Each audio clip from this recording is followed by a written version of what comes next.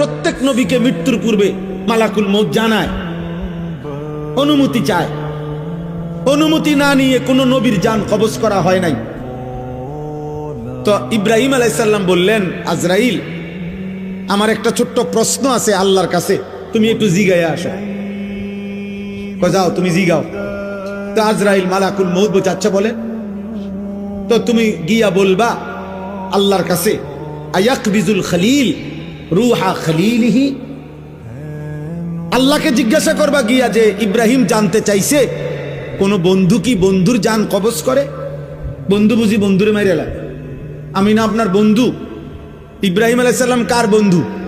কথা বলে না, আল্লাহর বন্ধু কিনা? তো ইব্রাহিম আলাইহিস সালাম বলতেছে, যাও গিয়া জিগাও কি বন্ধু এটা? বন্ধু বন্ধুরে মারতে কয়? বন্ধু বুঝি বন্ধুর জান কবজ করে?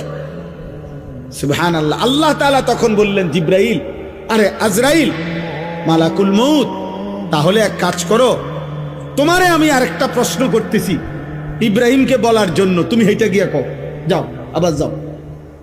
তো মালাকুল মউত এসে এবার ইব্রাহিম আলাইহিস সালামকে বললেন, আপনার কথার জবাবে আল্লাহ তাআলা একটা প্রশ্ন করছেন, আপনি এটার উত্তর দেন।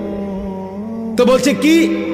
তো আল্লাহ তাআলা জানতে চাইছেন, আয়াকরাহুল খলিল লিকা খলিলিহি, বন্ধু কি তাহলে বন্ধুর মুলাকাত সাক্ষাৎ চায় না?